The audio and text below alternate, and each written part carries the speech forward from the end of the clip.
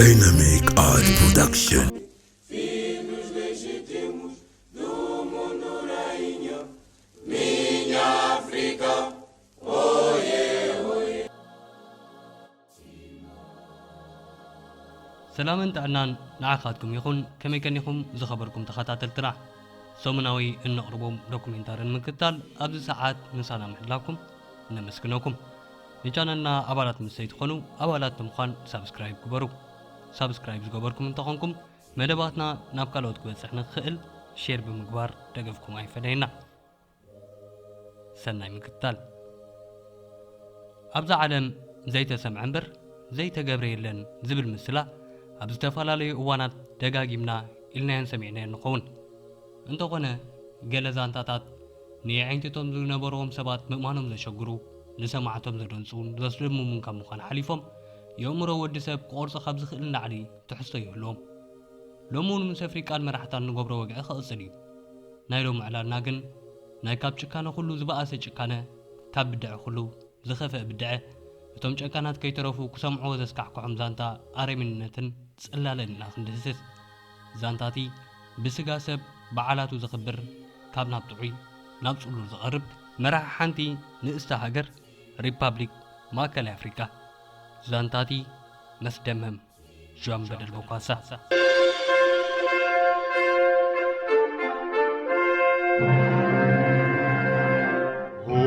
Centrafrique, au berceau des Bantous,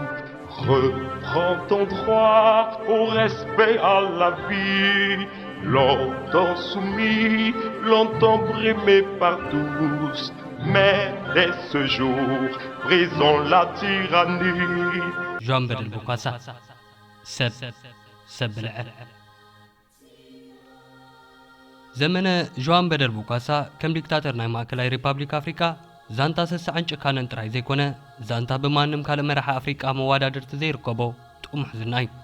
زبلس أمك بنعي زبلس أهنسان عي زصبا أوي زرازرنا عي زمللي بوكاسا كابز بحرو زنقلق يكونا يترفن 10 نستي ماليا زي بلن وشماتاتن بوق عزا أمن اللهم سسان كرتم قلعو زفري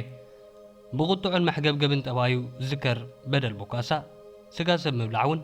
كأن علاقوتي لكا كم زغنا كلمة 100 عامتات هابي إسران قلتن لكاتيد شحنت شعاتة 200 حدن كابتوم حلقاني حانتا عدد نبرو 10 ولدا زفري أبو ميندنغو بوكاسا توليدو أبو ميندنغو كما حلقانا يتاقت أرمتن نتا أبتخبا بزنبرة ناي غزايت هاجر فرنساي ناي عدنا خبانياتات زخونا أقلقل تسرحتنياتات ببقيزيو كقبرو نبرم حدا اوانجن حدا نبي نزم زمزان نفرنسا زوهاب قدر شغلتن كوك أرزو رأى 5 رأي نقرمو أبوي ميندنغو أنا كابزم محادرو هزبي نعاكم بناس أزوغلقلو سرحتنياتات أي هبن إلوم أنصار مجزات فرنسا تقامو بزد ما نعرفت إركات بهايلوم بسنسلة تأثيرهم كاب عدم بموساد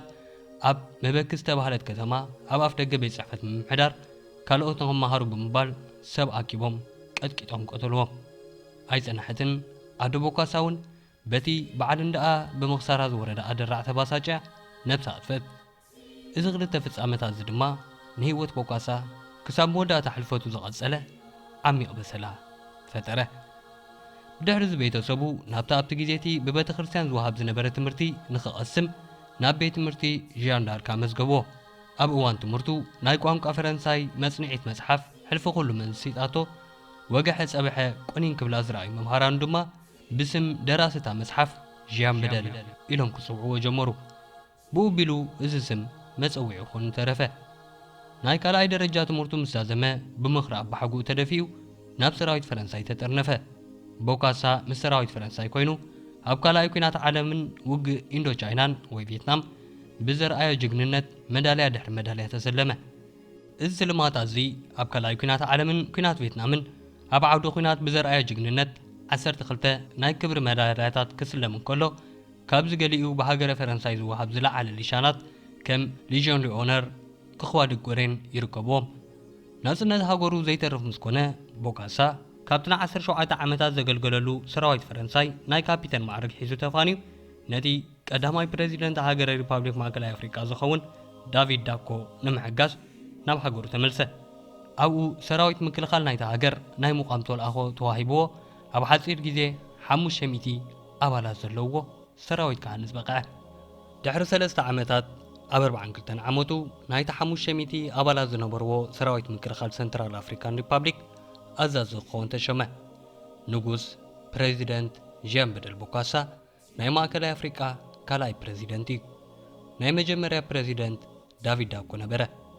دافيد داكو نبوكاسا حابو سلطان جن حونت بيتسبن عركنتن سلازي تفلي بوكاسا سالا بيتسب مخانستو حبو ناي أزاز سراويت معرقو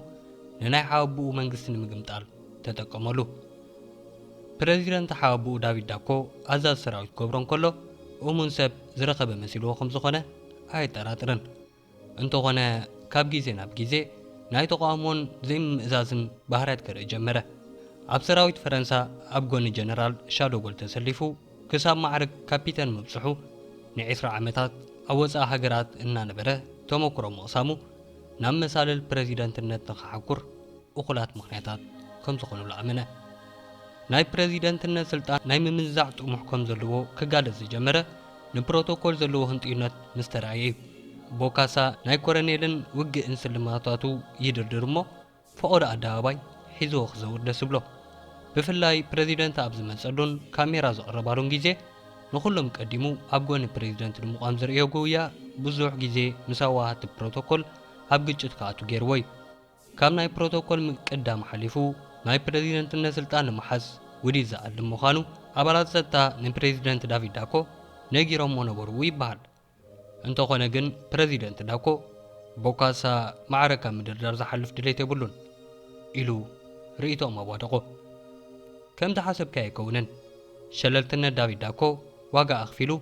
زناعة كايت نسكا خمزبلو بوكاسا نحابو كاب سلطان فنقلو أبتو جيزيتين هاجر ماكلاي أفريكا ريبابليك زم حدر زنبرا منغست دافيد داكون مينيستراتون ببلشو الناس تقامو عنبرو بزد ما نايتا هاجر إيكونومي خود دوباتاون بدوبوب دقفت الومبا بمبرا بعدقا تقاللتي أنيانا بتدقاقا متدفره بزن زخمزن تواتيرو كابوليتيكاوين حالتا زموصو ساقتخط صور زي كاله بدافيد داكو زمرح ودب MESAN أغالبو هزبو نمتمزاز أوز أقو دايات كابسولوا فرنساي وزيو نمسرح كم زكالون مرعين نقرا منقدو دما وديو قلن زنبرا قطبا مسالي زقون حاجز نمركاب قزو ناب چاينا أزره چاينا حاجر زقمقمو لأخاد دحر مزدادا تقالات إفا 10 مليون فرانك حاجز نمنقس دافيد داكو عبت إذا محزنة داكو مش چاينا جن فرنسا نداكو استك كالمة راحي قوليح كتبل مخنيات كونه داكو قبل على بوكاسا زنبرو من ترطار مزايدة بسرح مخنيات يلو نبوكاسا نا فرنسا لأخو بوكاسا فرنسا يمسبسح جن داكو بوكاسا ناوهاقرو نخيم اللس كالكولو بوكاسا نفرنسا وين محازتون أبسراوي زنبرو بسوتون تتاكيمو ناوهاقرو نخيم اللس قبل على المنغستي دافيد داكو ساطق حي الجمرة أبالا سراوي زغبرو ساطي بفلاي دما بريزيدنت هاجر فرنسا نبر شادو غول نايكوينات مقادستي زنبره بوكاسا بخمزة أقباب كتحازاي دوليون باطتا ناب هاجرون سلطانون تمولسو إلو ندافيد داكو بزهابو متنقاطا مسرت أبتكمتي شحنت شعاتي ميتن سوسان حموشن بوكاسا ناب هاجرون نيازاز سراوي سلطانون تملسه انتو غنا أبزغزلا ورح أمون غلطيم زنبره مكرار إن عرق بمخادو دافيد داكو مستيريلو نبوكاسا خاب سلطانو قيرو دللخو بمبال مس عبيت عادي بابنغاوي استزارو ناب إذن بوكاسا بمصحو هاجر نغلطيهم كتصور كم تصوبوتو من قدم منبر حاديهم كيتفق دك أسكن زيلن أقالتسه ماكلا أفريكا ريبابليك نازلنا دحر موسى أبشار شي عمتا دور حدش عمت مبزحتو بعال سلطانا يتهاجر فقودو ديسكوتات عندر بريزيدنت داكو نحادا كامينيستراتو حرشان قرئي كابرسا ختما وزينيرو كورنيل بوكاسا نزقنا تنبيبو كأميرون تنتينون عبدالله حدش عمت شحنت شعاتي ميتن سانشدشن مستحبا باريو شامبل ألكساندر بانزا خوينو تنقل بمقلاب أفالميت معالتي ناشحنت شعاتي ميتن سانشدشن سلطان منتيلو تقمته بوكاسا أوكو بريزيدنت داكو كابز نبرو إيدو حيزو اغرا أسيرو كدانو غفيفو أمسيو أبسبب ناي سيمينتو شلع عشقو ማንም ከሪዮ ሓለውቱ ከይተረፉ ሓንቲ ቃል ከይዛርቦ ከልኪሉ ድሕሪ ምጽናሕ ድሕሪ ገለ ግዜ ባዕሉ ኣሲረ ኣለኹ ኢሉ ተዛረበ።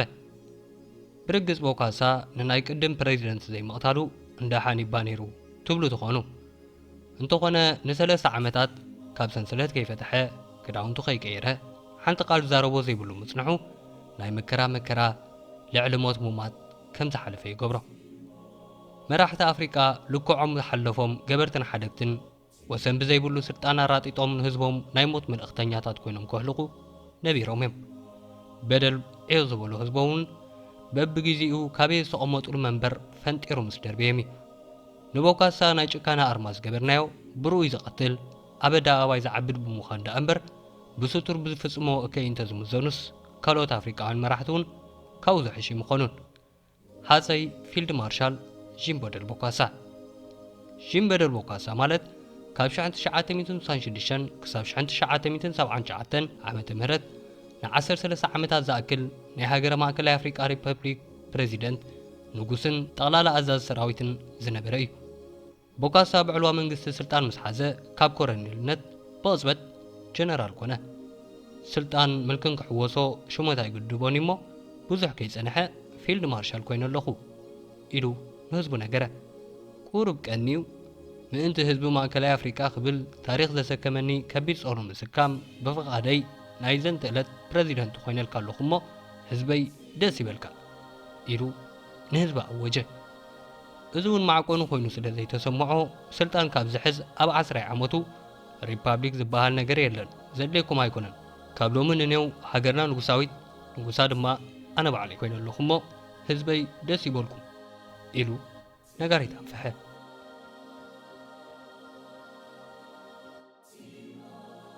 ቦካሳ ዝደልዮ ዛረብ እምበር ናይ ህዝቡ ሓሳብ ዘዳምጸሉ የእዛን ኣይነበሮን። ህዝቢ ዝተፈጥረ ዝተባህሎ ክሰምዕን እሺ ኢሉ ክእዘዝን እምበር ርኢቱኡ ከስምዕ ዝተፈጥረ ኣይመስሎን ነበረ። ህዝቢ ክዛረብ ከም ዝኽእል ንፈለማ እዋን ዝተዛረበ እኳ ተርኡ ኣኺሉ ውደታ ረኻኺብሉ እስሪ ቤት ኣትዩ ናብ ፍርዲ ድሕሪ ምቕራብ እዩ። ከምዚ ዓይነት ባህሪ ናይ ኣፍሪቃውያን መላለይ ሕላገት ኮይኑ ካብ ስልጣንን ክወርዱን ክእሰሩን ተጣወቕቲ መሰል ህዝቢ መሲሎም ክቐርቡ ተደጋጋሚ ድራማ ኮይኑ ይረአ። ብርግጽ ኣብ ግዜ ቦካሳ ሰላም ነይሩ ጽጋብ ነይሩ ዝብሉ እውን ኣይሰኣኑን። ግን እዚ ጥራይ ንህዝቢ ጥቕሚ ከምፅእ ኣይክእልን እዩ ዝብሉ ሰባት ይበዝሑ። ኣብ ናይ ቦካሳ ናይ መጀመርያ 2 ዓመታት ስልጣኑ ካብቶም ፈለምቲ ግዳያት ቅትለ ዝኾነ ምስኡ ተማሳጢሩ ዕልዋ መንግስቲ ዝገበረ ብጻዩ ካፒተን ኣሌክሳንደር ጋንዛ ነበረ። ልክዕ ከም ቦካሳ ምስ ሰራዊት ፈረንሳ ነዊሕ ዓመታት ዘገልገለ ባንዛ ቦካሳ ንውልቃዊ መዓላ ዘውፅኦ ወፃኢታትን ዝኽተሎ ሜላ ኣመራርሓን ምውሓጥ ኣብይዎ ነቐፌት ኣብዝሐ። ዕልዋ መንግስቲ ንክገብር ተዳልወ። እንተኾነ ዕልዋ መንግስቲ ክገብረሉ ኣብ ዝተቆፅረ መዓልቲ ሓደ ካብ ተሓባበርቱ ተኸድዐ እሞ ኢድ ከፈንጂ ተታሕዘ። ካብኡ ንኔው እሞ መፍቶ ቦካሳ ኮነ። መለጋግቦ ዕፅምቱ ክሳብ ዝፈላለ ተቐጥቂጡ መምሃር ንክኸውን ናብ ፈቐዶ ወታደራውያን ማዓስከራት ተጎቲቱ ሞተ። ቦካሳ ብድሕሪዚ ማይ ቀጠነ እናበለ ዘህለቆም ዜጋታት ኣእላፍ ኮኑ። ቦካሳ ተቓጻፂ ዘይብሉ ስልጣን ምስ ሓዘ ብዙሓት ሕጋጋትን ኣዋጃትን በተኸታተል ኣውፅአ። ካብ 18 ክሳብ 55 ዓመት ዘለዉ ዜጋታት ወዲ ይኹን ጓል ከይፈለየ ስራሕ ከም ዘለዎም እንተዳእዘያ መስኪሮም ክቕፅዑን ክእሰሩን ሕጊ ኾነ።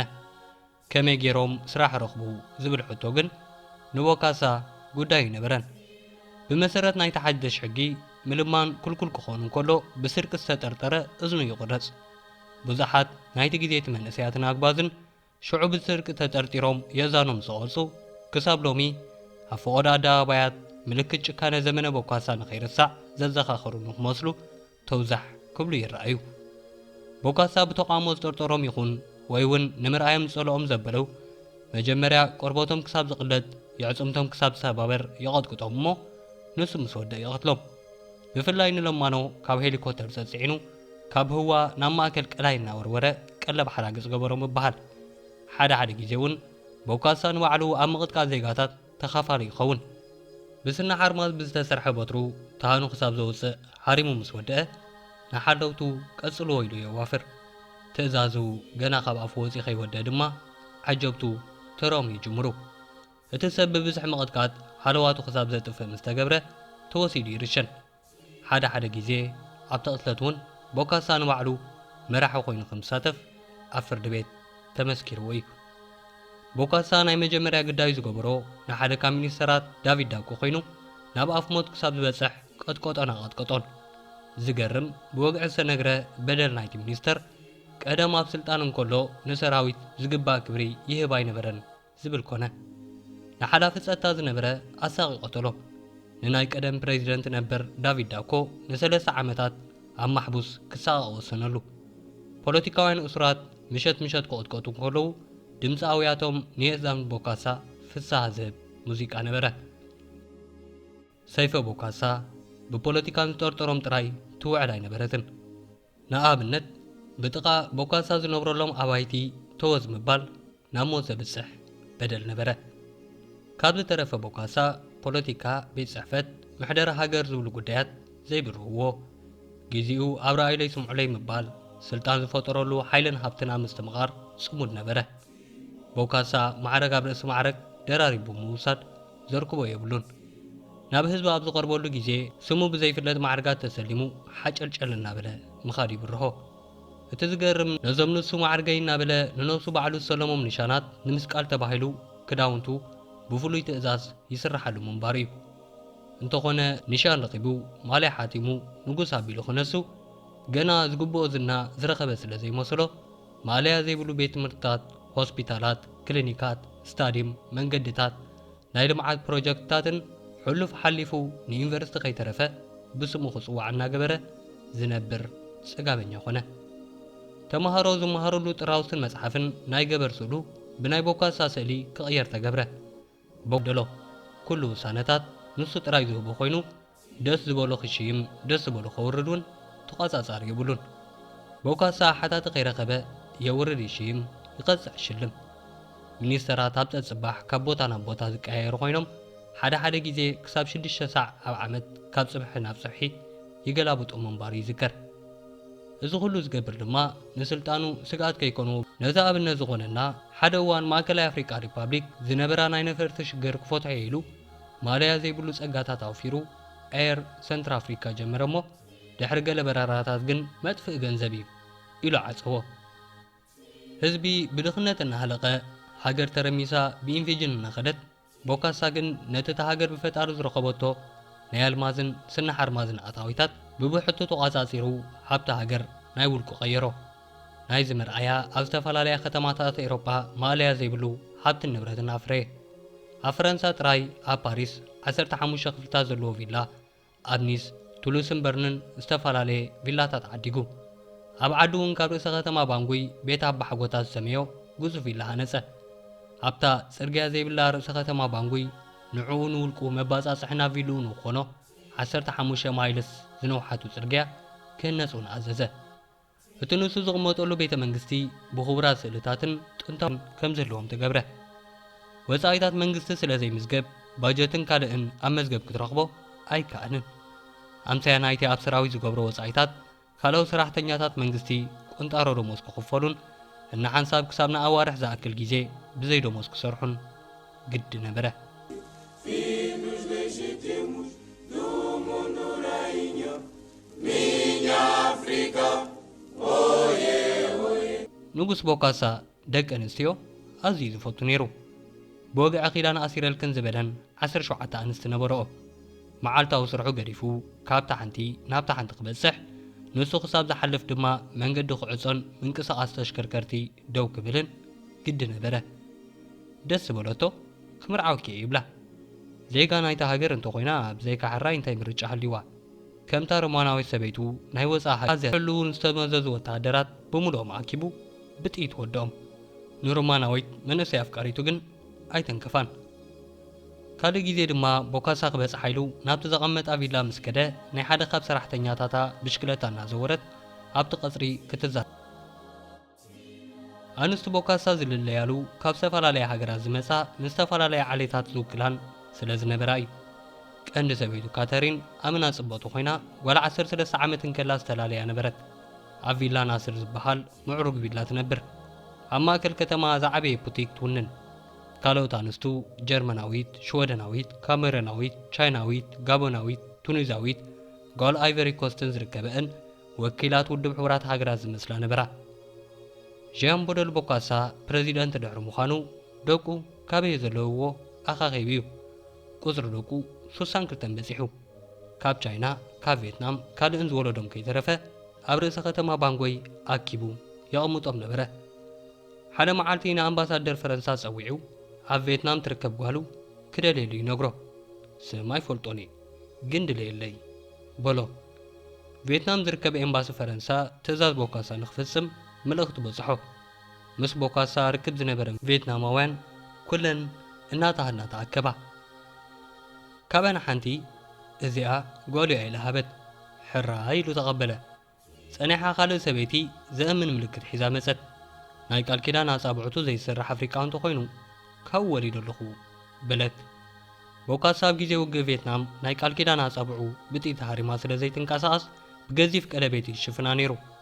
ምልክት ምስ ተነግሮ ሓቀያ ኢሉ ተቐበለ ክልቲአን ደቁ ኣምሂሩ ዝምርዓወን ንምርካብ ኣብ ማእከላይ ኣፍሪቃ ሪፓብሊክ ሓውሲ ጨረታ ዓደመ ክልተ ዕዉታት እቲ ሓደ ዶክተር እቲ ካልእ ወታደር ምስ ተረኽቡ ድማ ንክልቲአን ብዓባ ሃገራዊ ጽምብል ኣብ ሓደ መዓልቲ መርዓወን ድሒሩ ናይ ክልቲአን ሰብኡት ብምቕታል ሰብኣይ ኣልጎ ገበረን ነታ ፌክ ጓሉ ግን ሰብኣያ ቀቲሉ ናይ ማሕራን ድሕሪ ገለ ሰዓታት ሞት ናይ ሰብኣያ ንዝወለደቶ ሓድሽ ናጽላ ወሲዱ ብምቕታል ጭካኑ ኣመስከረ ሓደ ግዜ 7 ዝኾኑ ሩስያውያን ቦካሳ ዓድመ ገይሩሎም ናብ ርእሰ ከተማ ባንጎ ይመፁ ባንጎ ምስ በፅሑ ብወታደራት ኣኽቢቡ ናብ ቤተ መንግስቲ ወሲዱ ኮፍ ከይብሉ ብምእዛዝ ንክልተ ሰዓታት ዝኸውን ደው ኣቢሉ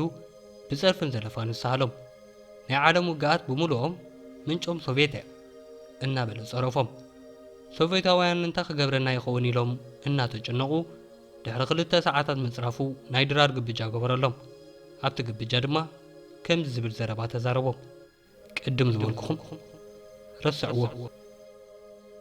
ፈረንሳውያን ማእከላይ ኣፍሪቃ ሪፓብሊክ ካብ ጽልኦም ንኸይትወፅእ ብምባል ኣብ ልዕሊ ህዝቢ ማእከላይ ኣፍሪቃ ዝወርድ ግፍዒ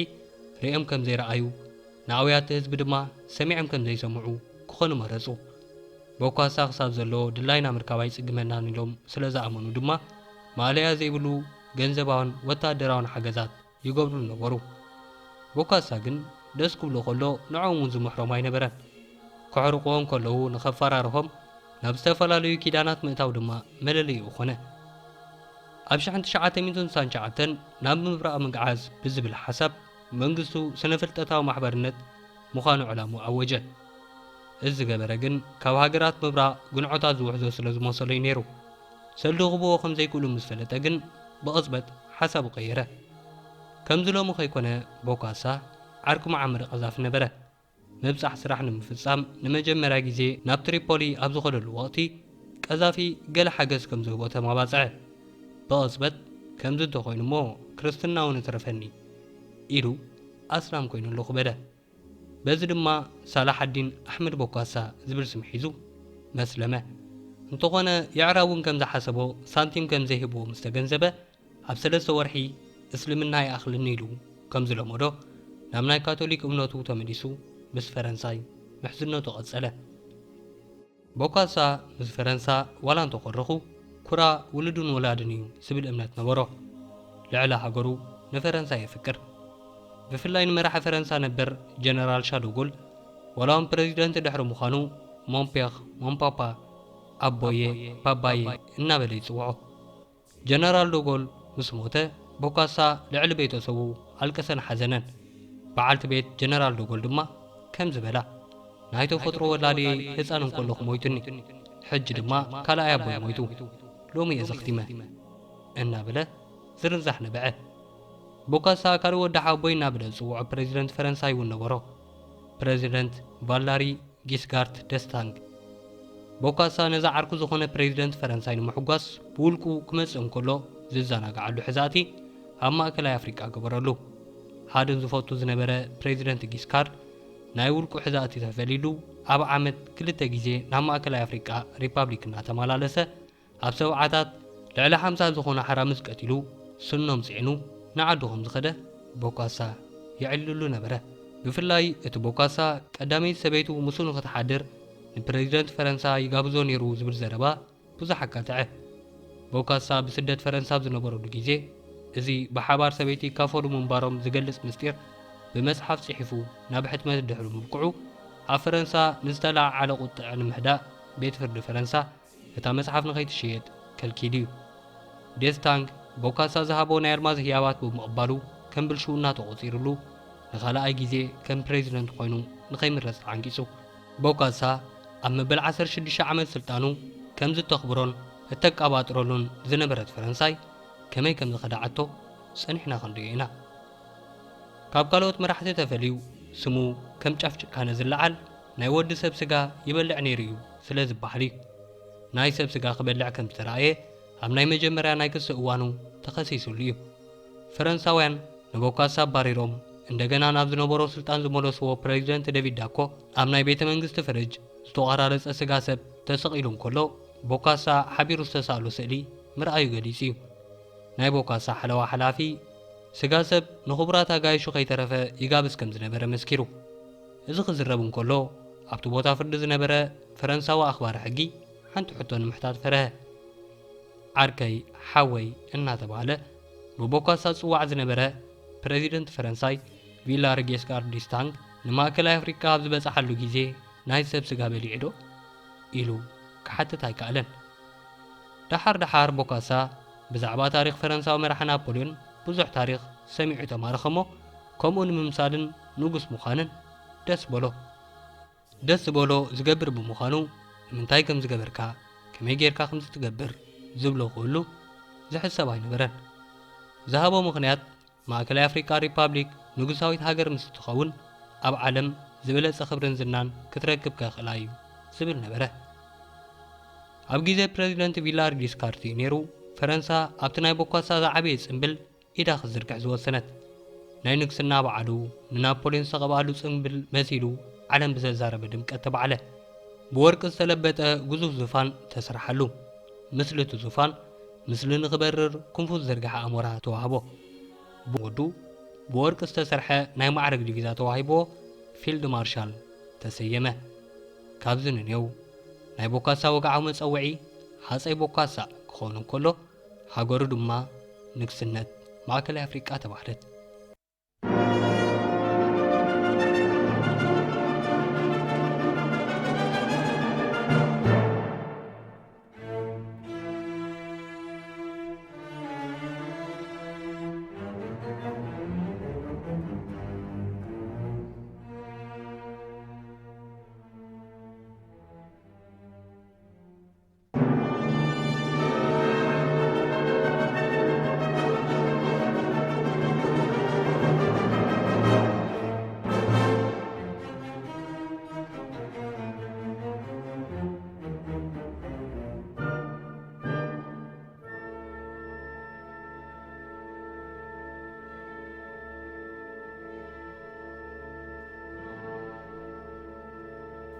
እቲ በዓል ኣብ 4 ታሕሳስ 1977 ኣብ ስታድየም ዣን በደር ቦካሳ ጎደና ቦካሳ ጥቓ ዩኒቨርሲቲ ዣን በደር ቦካሳ ተኻይደ። ናይ ንጉስ ናፖሊዮን ጽምብል ከም ሞዴል ዝወስድ ዝበለ ቦካሳ ነቲ በዓል ንምብዓል ካብ ፈረንሳ ኩሉ ንብረተ ንግስና ማለት ናይ ኣልማዝ ኣኽሊል፣ ዙፋን፣ ሙሩዝ ዘርኢ ዘለዎ ማፍራስ፣ ልብሰ ንግስነት፣ ንዓጀብቱ ዝኾን ፍሉይ ቆቢዕን መሳርሒታትን ቦቶናት ዝምዘን በብዓይነቱ መግብታትን ወይንታትን ተተኳስ ርችታት ዕምበባታትን ንተሳተፍቲ ናይቲ ጽምብል ዝኾና 60 ሜርሴድስ መካይንን ተኣዘዛ። ዜማታት ሞዛርትን ቤትሆቨንን ብፈረንሳውያን ሙዚቀኛታት እናተዜመ ልዕሊ 6 ሜትሮ ዝነውሓቱ ደንበጊዕ ዝሕብሩ ብቆርበት ኤርሜሊኖ ዝተዘምዘመ ካባ ወለል እናበለ ቦካሳ ከምቲ ናፖሊዮን ዝገበሮ ኣኽሊል ካብ ጳጳስ መንጢሉ ብምድፋእ 1.8 ሜትሮ ዝምንውሑ በኣልማዝ ዘብረቕረቐ ዘንጊ ንግስነት ደፈአ። ብቕጽበት ድምፂ ዕልልታ፣ ጭብጨባ፣ መዳፍዕ፣ ተኹስ ርንጭታትን ነታ ከተማ እናወፃ ትርኢት ናይቲ $22 ሚልዮን ዝወድአ ጽምብል ንግስነት ቦካሳ ኣድማሳዊ ቁጥዕ ለዓለ። ኣብታ መንግስታዊ ኣገልግሎት ዘይብላ ሃገር፣ ኣብታ ኣብ ግዜ ወሊድን ህፃንነትን ዘጋጥም ብዙሕ ሞት ዝመለለያ ሃገር፣ ኣብታ ድንቁርና ዘስፋሕፍሓላ ካብ 260 ማይልስ ዝበልጽ ጡጡሕ ጽርግያ ወይ መንገዲ ዘይርከባ ኣብ ከቢድ ቁጠባዊ ቁልውላው ዝነበረት ሃገር ከምዚ ዓይነት ጽላለ ምፍጻሙ መንግስት ቦካሳን ተሓባባሪኡ መንግስት ፈረንሳን አብይ ዕንቲ ህዝቢ ዓለም አተው እቲ ንጽምብል ንግስነት ቦካሳ ዝወፀ ገንዘብ ሓደ ሲሶ ባጀት ናይታ ሃገር ወይ እቲ ሃገር ካብ ፈረንሳ ብዓመት ትረኽቦ ሓገዝ ሙሉእ ብሙሉእ ዝሽፍን ነበረ ሳላት በዓል ዕዳጋ ተኸፊትላ ዝነበረት ፈረንሳ ከምቲ ንፕሬዚደንት ናይታ ሃገር ወኪሉ ኣብቲ በዓል ዝተሳተፈ ሚኒስተር ፋይናንስ ፈረንሳ ነበር ሮበርት ጌሪ ዝበሎ ብውልቀይ ቦካሳ ከምዝኣመሰለ ድንቂ ጽምብል ክገብር ከሎ ትውግዝ ብራዊ እየቤሉ ንግዝቲ ዓዲ እንግሊዝ ንምኽባር ዝግበር ጽምብል ግን ትድግፍ እንትኾንካ ሕስድና እዩ ወረግ መርኣያ ዓለይትነቲ ክብል ውልቃዊ ዝመስል ዘረባ መርገጽ ፈረንሳ አንጸባሪቕ እዩ እንተኾነ ግዲ ዘይብሉ ቦካሳ ኣብ መወዳእታ ናይቲ በዓል ነቲ ቅዱሶ ውዒሉ ምስኡ ዝድረር ዝነበረ ሚኒስተር ፋይናንስ ፈረንሳ በሊዕ ምስ ወድአ ብሕሹኽታ ከም ዝበሎ ኣይተረዳእካን እምበር ስጋ ሰብ ኢኻ እኮ ተደሪርካ ክልተ ዓመታት ድሕሪ ነብሱ ንጉስ ኢሉ ምቕብኡ ቦካሳ ጭካኑ እናጎልሐ ፈረንሳውያን እውን ዓለም ንኸይትኽዕቦም ክርሕቅዎ ጀመሩ ኣብ ዓመተ 1970 ክሳብ 72 አንጻር ስርቂ ኢሉ ብዘበገሶ ወፍሪ ሰረቕቲ ምዝርከቡ ጎደሎ ኣካል ንኾነ ኣወጀ ከም ኣካል ናይዚ ወፍሪ ሚኒስትራቱን ማዕከናት ዜናን ኣናኸቲሉ ናብ ቤት ማእሰርቲ ናግራባ ብምኻድ እስራት ክቕጥቅጡ ኣዘዘ ቦካሳ ነታ ኣሰኒዎ ዝኸደ ጋዜጠኛ ነቲ መቕጥቃጥ እናተዓዘበ ከም ዝበሎ ከቢድ እዩ ግን ህይወት ቆመ እያ ሰለስተ ሰባት ሞይቶም ብዙሓት ኣብ ኣፍሞት በፅሑ ዝቐፀለ መዓልቲ ካብ ሞት ዝተረፉን ብምቕጥቃጥ ሃለዋቶም ዘጥፉን 42 እስራትን 3 ሬሳታትን ኣብ ትሕቲ ዋርዋር ትብል ፀሓይ ኣብ ቀንዲ ኣደባባይ ከተማ ባንጎይ ንምርኢት ተሰጥሑ ሴክሬታሪ ጀነራል ናይ ውድብ ሕብራት ሃገራት ኩርት ዋልዲም ነቲ ጭካነ ወጊዙ ምስ ተዛረበ ቦካሳ መዝማዚ ገንበ ከም ሬሳ ኣቃጣሪ እናበለ ዘለፎ ሃገር ቤተ ምርምር ናይ ስቅያ ዘምስላ ቦካሳ ብደርዘና ዝቑፀሩ ሰራሕተኛታት ወታደራት ሰረቕቲ ተማሃሮም ካልኦት ዜጋታትን ብጅምላ ክቕተሉ ትእዛዝ ዝህብ ከም ዝነበረ ዜጋታት ብሞደሻ እናተወቕጡ ብሰንሰለት እናተቐጥቀጡ ከም ዝሃለኹ ኣዛዚ ቤት ማእሰርቲ ነበር ኣብ መስርሕ ፍርዲ ቦካሳ መስኪር እዩ ቦካሳ ስልጣንን ጭካነን ተቐባቢሎም ናብ ዕቡድ ቀይርዎ ብፍላይ ኣብ ልዕሊ ተማሃሮ ዝወሰዶን ብገዛእ የዳው ዝተሳተፎን ኣሰቃቂ ጃምላዊ ቅትለት ንዓለም ኣስደመመ ፈታዊተይ ኩሉ ምለይ ዝብላ ዝነበረት ፈረንሳ ከይተረፈት በዚ ተግባር ሰንቢዳ ኣብ ጎኒ ቦካሳ ደው ምባል መዘዝ ከየምፅኣላ ፈረህት ናይ ቀዳማይ ደረጃ ተማሃሮ ስእሊ ቦካሳ ዘለዎ ዲቪዛ ንኽለብሱ ኣዋጅ ወፀ እዚ ዲቪዛ ብሓደ ትካል ጥራይ ዝፈርን ዝሽየጥን ኮይኑ ዋና እቲ ትካል ድማ በዓልቲ ቤት ቦካሳ ነበረት እቲ ዝኸፍአ ነገር ግን ዋጋ እዚ ዲቪዛ ድኻታት ዘይክእልዎ ሰማይ ዓይነቱ ድማ ምሁሙንን ተቐዳድን ኮይኑ ካብ ርካሽ ጨርቂ ዝተሰርሐ ምዃኑ እዩ ስለዚ ካብ 15 ዓመት ንታሕቲ ዝኾኑ ተማሃሮ ብኣስገዳድ ዲቪዛ ይንገዝእን ኢሎም ሰላማዊ ሰልፊ ወፁ ነዞም ድኻታት መንእሰያት ቦካሳ ይደንገጸሎምን ዙርዮኦም ብወታደራት ኣኽቢቡ ጥይት ኣኾለሶም ካብቶም ዝተረሸኑ ዝተረፉ ውፃእ መዓት ድማ ኣብ መኪና ደርዲሩ ብምውሳድ ኣብ ፀበብቲ ሽላታት ፀፍፀፎም ኣብ ሽላት ተፀፍፂፎም መንቀሳቐስን መስተንፈስን ሳኑ ቆልዑ ብእኩብ ሃለቑ ኣብ ፍርዲ ቤት ቀሪቡ ናይቲ ግዜ ፍጻመታት ዝተሳተፈ ናይ ሽዑ እሱር ተማሃራይ ከም ዝበሎ ምሸት ቦካሳ ባዕሉ ወታደራት ተኸቲሉ ናብቲ ተማሃሮ ተኣሲሮምሉ ዝነበሩ ቤት ማሕቡስ መፀ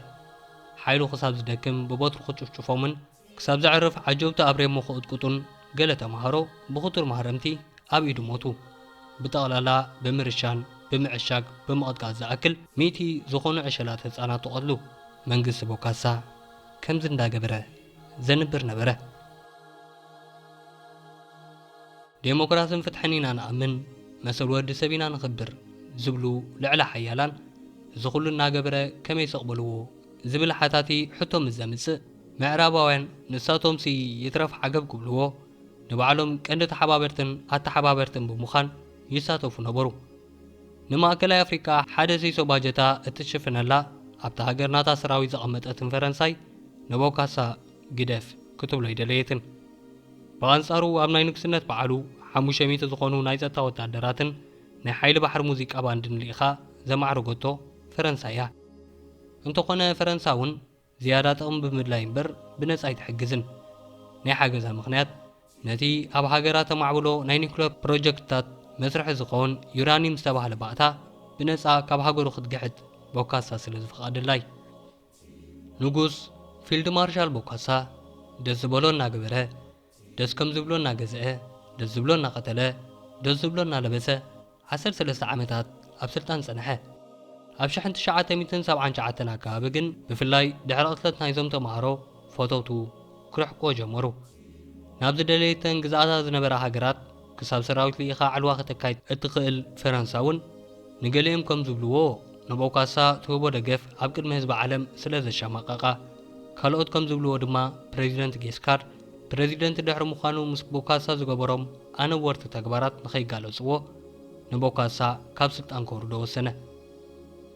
نوغوس بوكاسا مسعركو مرح ليبيا معمر القذاف خوينو ناي قدم بريزيدنت نبر ديفيد داكو كابزلو ودلي مامسيوم نابوتو ملسوه دحر 13 عامتات نابستو نفقو سلطان سمرسة دافيد داكو ماكلاي أفريكا نابت ناي قدم زنبرتو وناي ريبابليك سرعات مبلاسا حدش منقست مقامون برادي أوجه مريت سلامي زولو يلو كأسينو قبل بيا خزانا قاعز قني جيم بدر بوكاسا بأوروبلان أبهاقورو نخملس قعزو تتحزو عبررت بايلوت فرنساوين نبرو كاب هاجرو مستوهبو ممرح مسارت زوز نبرو ناب هاجرو ماكلاي أفريكا زيكونا ناب فرنساي نبره باريس مسبسحه كدانا أوصيو مرمرو بوكاسا أبني أير قعزن كله أب هاجرو زنبرو كلهم ساعبتو تأسرو تقبلو هاجر كساب تركب فرنسا خعنن دحر مصنح ايفوري كوست خد قبلو خم تقل سناي فقادا مسحبت ناب ايفوري كوست تلاكه دحرو نفرنساوين زغبرو ناجغنت وعلتا العيدو سلسته خرخرن فرنسا بزح رأس مال سلز نبرون فرنساي ناب باريس تمليسو بسدت نغنبر فقدتلو نابرا باريس يتعامون كم دلايو سلد مزراو ندرس بولو الماز مسلام زلمه دبوكاسا ገንዘብ وحيدن يلو معزم زام زحه سلازي ناب هاجر يملوسني إلى حتته أبزي بلو فرتو هايوه نايموت فردي سوسنلو بوكاسا كلاي جيزي قدايو ببيت فرد ترايو داقم موت تفرده ناي بوكاسا زمن سلطان بزملكعو بورد تزازمه جن كم قالوا استعالو والكملختي ادمي حزرن مچم امباغناتنات مراحتي قند صلايهم السلطان زمان زعوه قدميهم زنبره منግስት እንበር قدميو زنبره بدال حزبي انتاي ما يكونن بز دما نبوكاسا تكيو كلاي غيزي ناب سلطان زمصه دافيد داكو منግስቱ بيتو ماجور شوم تغلبيتو ماكلاي افريكا ريبابليك ناب داغمو ملكا اتيا نبرتمو بوكاسا ሳላ حدش غيزياو بريزيدنت اندري رينجلا ناي محرت عدل ترحولو ناي موت موصعتو نام ناي حلفت ماسرتي صنيح دما نام ناي 10 عامت ماسرت تقنسلو دحر 3 عامت دما ملو محرت تغيرلو ابتا زنگسلان زقتللان رئيس ختم بانغوي اب 30 عدار شحن 996 عامت مرت بحمام دبو موته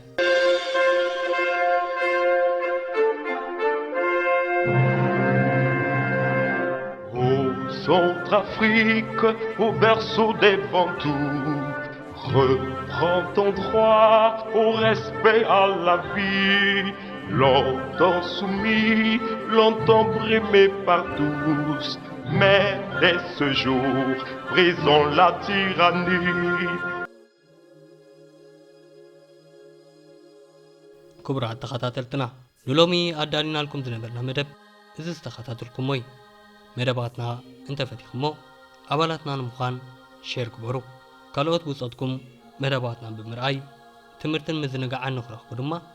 شير كبرو لهم سلام يغنينا سلسلنا ينعهم بروكنا Filhos legítimos do mundo rainha, minha África, oie, oie, sinto-me orgulhoso de ser africano, meus antepassados todos nasceram aqui, filhos legítimos do mundo rainha, minha África, oie.